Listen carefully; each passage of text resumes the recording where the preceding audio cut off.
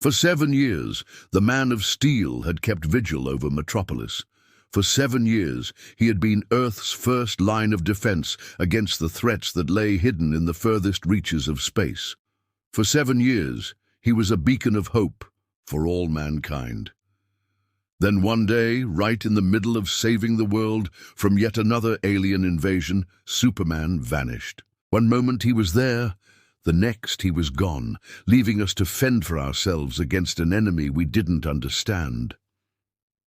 In his absence, strange things began to happen. People with extraordinary abilities came out of the woodwork, claiming to be refugees from another world, a world that looked a lot like ours, only with one crucial difference. There, their powers were considered normal, even expected. Here they were worshipped as gods. Among them was a woman who called herself Supergirl. She was young, barely a teenager by human standards, and she had the same powers as Superman, only smaller, weaker, less refined. And when people asked her where Superman had gone, what had happened to him, she would only shake her head and whisper, "He's coming back. He has to." And all the while, whispers began to spread among the people of Earth. Did Superman really love us? Did he choose to leave us alone in our time of greatest need? Did he simply grow tired of our endless wars and petty squabbles and decide to go back to whatever dying rock he came from?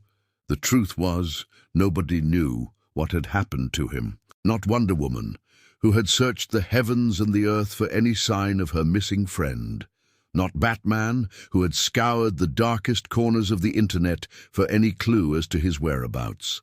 Not Aquaman, whose spies had infiltrated every ocean trench and seabed for any scrap of information.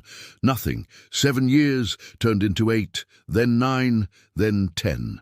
And just when all hope was lost, just when we had begun to think that maybe he was gone for good, he came back. At first, nobody noticed.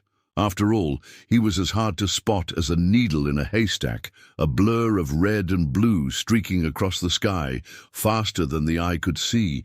Then just as quickly, he was gone again, leaving us to wonder if we had imagined the whole thing.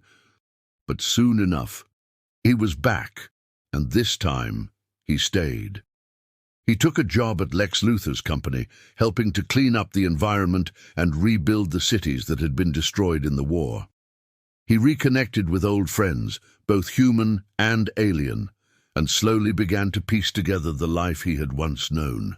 But something was different about him, something he couldn't quite put his finger on. He felt stronger, more powerful, as if he could crush a mountain in his hand, or level a city with a single punch. But he couldn't remember why. And so he did the only thing he could think of. He went to see his pal Jimmy Olsen, who now worked as a reporter for the Daily Planet. Surely Jimmy would know what to do. But when Superman asked him about Krypton, about his parents, about his life before he became Superman, Jimmy's eyes filled with pity. "I'm sorry, Clark," he said, "but those memories are gone forever. You were in a coma for 10 years. When you woke up, all those memories were gone. All you remember is your name and your childhood on Smallville." Superman was stunned. He had never heard this before. What Jimmy was telling him sounded plausible, yet it didn't make sense.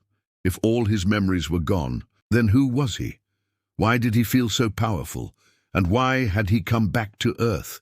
With no answers, he could only continue searching, hoping that one day the truth would reveal itself. But what he didn't realize was that the real danger may not have been out there in the cosmos after all, because now there was someone else watching him, someone who had been watching him for a long time, someone who knew the truth about his past, who knew why he had come back to Earth, and who was willing to do anything to protect him, even if it meant destroying the world.